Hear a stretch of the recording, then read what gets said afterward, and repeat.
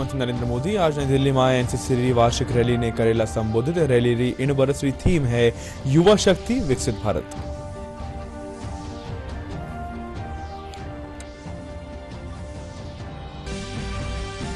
Rajasthan high court री जोधपुर पीठ में नवनियुक्त 3 न्यायाधीशों शपथ ग्रहण समारोह करो गयो आयोजित। मुख्य न्यायाधीश MM श्रीवास्तव दिलाई शपथ।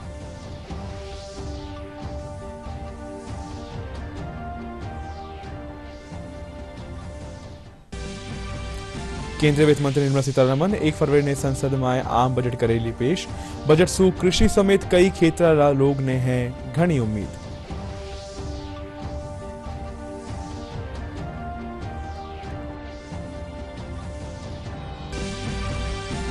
राजस्थान री बुतुल बेगम शीन काफ निजाम आर संत बैजनाथ ने दियो जावेलो पद्मश्री पुरस्कार। मान गायिका साहित्य उर्दू शायरी आर धर्म रा खेतर में उत्कृष्ट काम करवाड़ा माथे कर्यो गयो छे।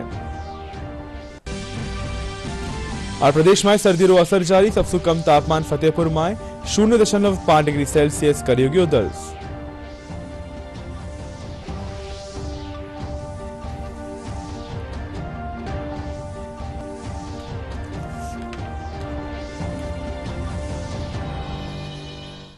नमस्कार, राजस्थान समाचार में थाको घणो घणो स्वागत है। मैं था के सागे लक्ष्य आर्य और अब समाचार विगतवार। प्रधानमंत्री नरेंद्र मोदी आज नई दिल्ली में राष्ट्रीय कैडेट कोर यानी एनसीसी री वार्षिक रैली ने संबोधित करेला। राजधानी रा करियप्पा परेड ग्राउंड में आयोजित रैली री इन बरसरी थीम है युवा शक्ति विकसित भारत। आयोजन में 800 सूबत्ता कैडेट्स सांस्कृतिक कार्यक्रम प्रस्तुत करेला। प्रधानमंत्री नरेंद्र मोदी आज शाम वार्षिक एनसीसी पीएम रैली को संबोधित करेंगे। ये रैली दिल्ली के करियप्पा परेड ग्राउंड में होगी। पीएम के इस संबोधन के बाद नई दिल्ली में महीने भर चलने वाले एनसीसी गणतंत्र दिवस शिविर 2025 का सफल समापन हो जाएगा। इस साल गणतंत्र दिवस शिविर में कुल 2361 एनसीसी कैडेटों ने भाग लिया, जिनमें 917 बालिका कैडेट भी शामिल थी। ये संख्या के हिसाब से बालिका कैडेटों की अब तक की सर्वाधिक भागीदारी थी। इस साल की एनसीसी पीएम रैली का विषय युवा शक्ति विकसित भारत रहा। इस रैली के दौरान 800 से अधिक कैडेट्स राष्ट्र निर्माण के प्रति एनसीसी की वचनबद्धता को दर्शाने वाला सांस्कृतिक कार्यक्रम प्रस्तुत करेंगे। 18 मित्र देशों के 144 युवा कैडेट्स की भागीदारी इस वर्ष की रैली में उत्साह को बढ़ाएगी और साथ ही साथ इस रैली में देश भर से मेरा युवा भारत, शिक्षा मंत्रालय और जनजातीय कार्य मंत्रालय के 650 से अधिक स्वयंसेवक भी विशेष अतिथि के रूप में शामिल होंगे। जोधपुर राजस्थान हाईकोर्ट में नवनियुक्त 3 न्यायाधीशों शपथ ग्रहण समारोह आयोजित किया गया। मुख्य पीठ में मुख्य न्यायाधीश MM श्रीवास्तव, न्यायाधीश चंद्रशेखर शर्मा, प्रमिल कुमार माथुर और चंद्र प्रकाश श्रीमाल ने शपथ दिलाई। राजस्थान हाईकोर्ट में 3 न्यायाधीशों की शपथ पाछे कुल 33 न्यायाधीश वह गया। कार्यक्रम में वरिष्ठ न्यायाधीश डॉक्टर पुष्पेंद्र सिंह भाटी समेत कई न्यायाधीश मौजूद रहा।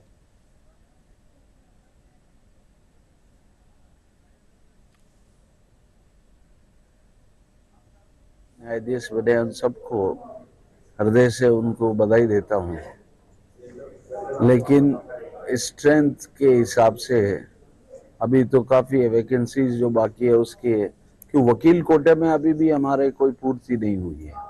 ये बीइंग ए सीनियरिटी ये हुई है, हमारे को खुशी है, पर मैं ये चाहता हूँ जितनी भी वैकेंसी है उनमें वैकेंसियों को पूरा भरा जाए।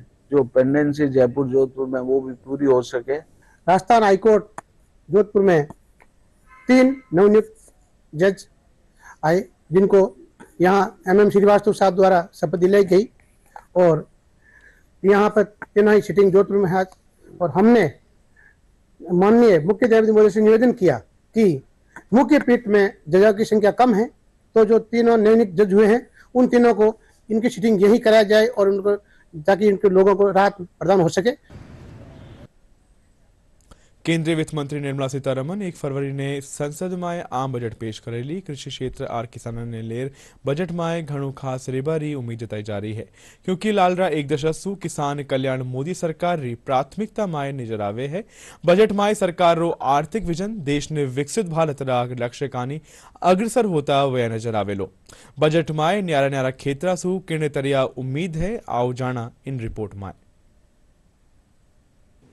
पिछले एक दशक में विकसित भारत के 4 अमृत स्तंभों गरीब, युवा, महिला और किसान को केंद्र में रखते हुए सरकार ने कई ऐतिहासिक कदम उठाए हैं। बात देश के अन्नदाताओं की करें तो किसान कल्याण हमेशा सरकार की प्राथमिकता रहा है। प्रधानमंत्री नरेंद्र मोदी के नेतृत्व में सरकार के हर बजट में कृषि क्षेत्र को मजबूती देते हुए किसानों को आर्थिक रूप से सशक्त बनाने का काम किया गया है। बजट 2025 में भी कृषि, खाद्य सुरक्षा और पोषण को बढ़ावा देती हुई कई पहल नजर आ सकती हैं। उम्मीद है कि कृषि क्षेत्र के बजट में करीब 15% का हो सकता है इजाफा। बजट में वृद्धि से ग्रामीण आय को मिलेगा समर्थन, उच्च उपज वाली बीज किस्मों का होगा विकास, भंडारण और आपूर्ति के बुनियादी ढांचे में होगा सुधार, दालों, तिलहनों, सब्जियों और डेयरी के उत्पादन को बढ़ाने पर जोर। 2030 तक कृषि निर्यात को बढ़ाकर $80 बिलियन करना। इसके साथ ही बजट में सब्सिडी वाले कृषि ऋणों की सीमा बढ़ाई जाएगी और फसल बीमा कवरेज का विस्तार किया जा सकता है। बजट 2024 और 25 में केंद्र सरकार ने कृषि क्षेत्र के लिए 1,51,851 करोड़ का व्यय तय किया था। साथ ही अनेक योजनाओं का सफलतापूर्वक क्रियान्वयन किया जा रहा है।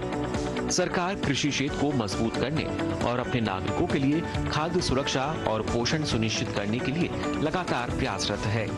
ऐसे में इस बार भी वित्त मंत्री के पिटारे से इन क्षेत्रों के लिए बहुत कुछ खास रहने की उम्मीद है। માંડ ગાયિકા બતુલ બેગમને પદ્મશ્રી પુરસ્કાર સુ નવાજો જાવેલો। કેન્દ્ર સરકાર ગણતંત્ર દિવસની પૂર્વ સંધ્યામાંથી બતુલ બેગમને પદ્મશ્રી દેવાની ઘોષણા કરી। બતુલ બેગમ આપણી માંડ ગાયકી સુ देश ही नहीं बल्कि विदेशમાં भी पहचान बनाई है। पद्मश्री पुरस्कार खातिर चयनित करवा माटे राष्ट्रपति प्रधानमंत्री नरेंद्र मोदी और केंद्र सरकार रो आभार जतायो है। इनके अलावा राजस्थान रा मशहूर शायर शीन काफ निजाम और संत बैजनाथ महाराज ने भी पद्मश्री खातिर चुना गया है। जोधपुर रा रहवासी शायर निजाम एक साहित्यकार और उर्दू कवि है।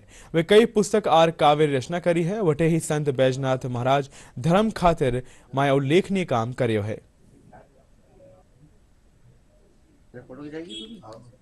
नमस्कार सब भारत सरकार को और प्रधानमंत्री जी को, और बहुत बहुत नमस्कार, बहुत बहुत उनको, उनकी बहुत मैं हूँ कि इतना बड़ा मुझे ये सम्मान दिया है, तो मैं बहुत खुश हूँ और बहुत बड़ी बात है। परंपरा की रीत है, चालू रखो। जो अब ये सब गाना बजाना सब खत्म हो रहे, अब आजकल का अलग अलग गा रहे, लेकिन ये ट्रेडिशनल चीजें हैं, इस ट्रेडिशनल को जिंदा रखने के लिए बहुत बड़ी बात है। तो किसी किसी के पास ये कला है, मार्ड छोटी वो चीज नहीं है। गाने में बहुत तकलीफ होती है, और जो कला सीखते हैं उनको है पता कि मार्ड चीज क्या होती है। काई अपने ओ प्यारो लागे परदेस जी, ओ जी के सरिया भलम ओया भोसा ओ पधारो सा ओ म्हारे देश। लोगों को उसने लोगों की कृपा, लोगों की भावना, श्रद्धा, यही कारण है मुझे भारत को मैं भाई छोटा सा आदमी हूँ, उसको इतना बड़ा सम्मान मिला है, ये गौरव की बात। यूं तो राजस्थान कला संस्कृति और आपरी व्यवसायी विरासत खातिर दुनिया भर में जानो जावे है। वही अठेरो पर्यटन भी आपरी न्यारी पहचान बनाए हुए है। राजस्थान री कई पर्यटन ठोरा माथे हर साल लाखों देशी विदेशी पर्यटक आवे है। राज्य सरकार प्रदेश में लगातार पर्यटन ने विकसित करबारो प्रयास कर रही है। पेश है मां किया खास रिपोर्ट। पर्यटन का भारतीय जीडीपी में 5% का योगदान है और कहा भी जाता है कि पर्यटन एक सर्वोत्तम शिक्षा का माध्यम है जो हमारे विचारों को खुला रखना और विभिन्न संस्कृतियों को समझना और उन्हें महसूस करना सिखाता है। एक भारत श्रेष्ठ भारत के पीछे भी यही परिकल्पना रही। हमारे प्रधानमंत्री और हमारी सरकारें बार बार इस बात पर जोर देती रही हैं कि लोगों को एक दूसरे की जगह जाना चाहिए, उनकी संस्कृति को समझना चाहिए। आज सोशल मीडिया की वजह से माने या फिर हमारे सरकारों के प्रयासों से माने, पर्यटन में एक बूम आ रहा है और लोग अब एक जगह से दूसरी जगह पर बड़ी मात्रा में जा रहे हैं और इससे इसका प्रभाव हमारी अर्थव्यवस्था, हमारे सामाजिक ताने बाने पर दिखाई दे रहा है।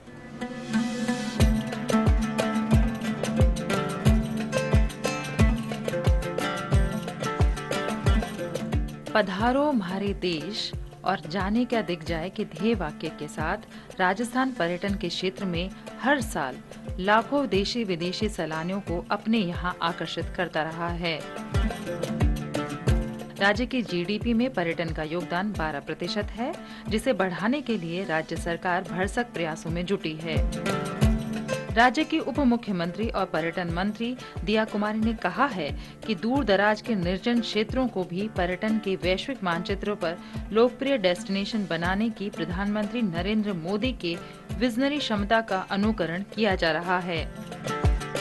टूरिस्ट क्या चाहता है, उसके एक्सपीरियंस को और कैसे इन्हांस किया जा सकता है और हम लोग क्या प्रोवाइड कर सकते हैं, कैसे और अच्छे डेस्टिनेशंस को डेवलप किया जा सकता है, बहुत ज़रूरी है।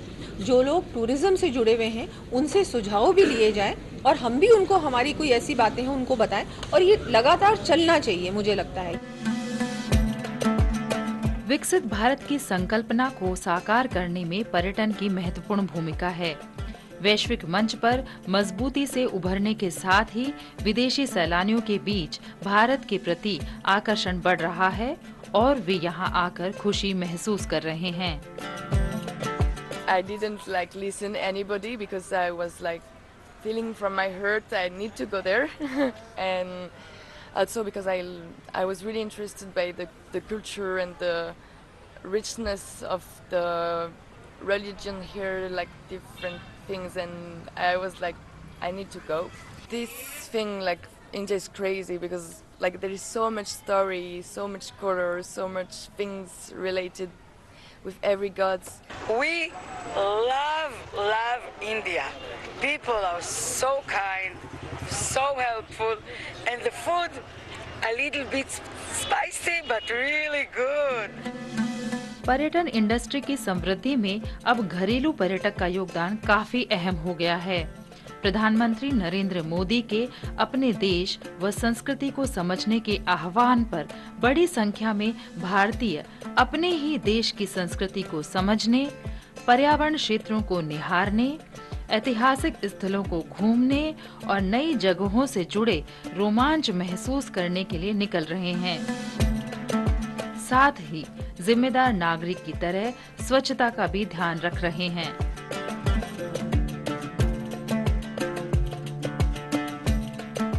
लोगों में अवेयरनेस होनी चाहिए कि हमको कचरा जो है ऐसे ना फैलाए। तो ऑब्वियसली फैला हुआ कचरा साफ करना एक अलग चीज़ है, बट ना फैलाए वो एक मेन इम्पॉर्टेंट बात आती है साथ। तो वो चीज़ एक पॉइंट इम्पॉर्टेंट इस चीज़ को लेके, सफाई को लेके। अभी पानी में फुलमाल वगैरह कुछ नहीं डालते थे, पहले मूर्ति वो भी अंदर ही डालते थे, मगर अभी अंदर नहीं डालने देते। उम्मीद की जा रही है कि आने वाले दिनों में पर्यटन क्षेत्र हमारे देश के विकास में महत्वपूर्ण भूमिका अदा करेगा। मैं मंजू मीना, दूरदर्शन समाचार के लिए उदयपुर से कैमरा पर्सन सुनील शर्मा के साथ। प्रदेश में सर्दीरो असर जारी है। प्रदेश में सबसे कम तापमान 0.5 डिग्री सेल्सियस फतेहपुर में दर्ज करियो गयो। मौसम विभाग ने मुजब जयपुर और भरतपुर संभाग में 29 जनवरी ने कटे कटे मेघ गर्जन और हल्की बिरखा होने संभावना है। और अंत में एक नजर आज री मुख्य खबर में। प्रधानमंत्री नरेंद्र मोदी आज नई दिल्ली में एनसीसी वार्षिक रैली ने करेला संबोधित। रैली इन बरसरी थीम है युवा शक्ति विकसित भारत।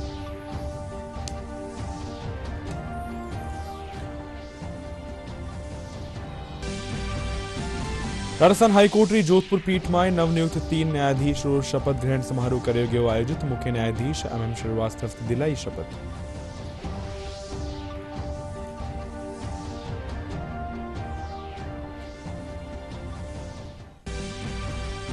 केंद्रीय वित्त मंत्री निर्मला सीतारमण 1 फरवरी ने संसद में आम बजट करेली पेश। बजट से कृषि समेत कई क्षेत्र लोग ने है घनी उम्मीद।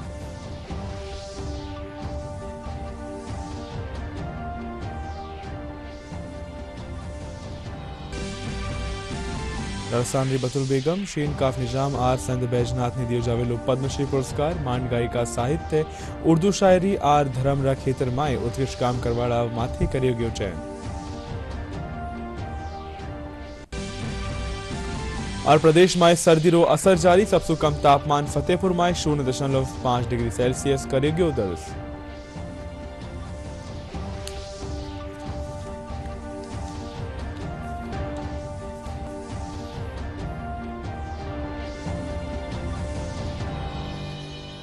राजस्थान समाचार में अब के लिए अत्रो ही थे। देखते रहे डीडी न्यूज राजस्थान। नमस्कार।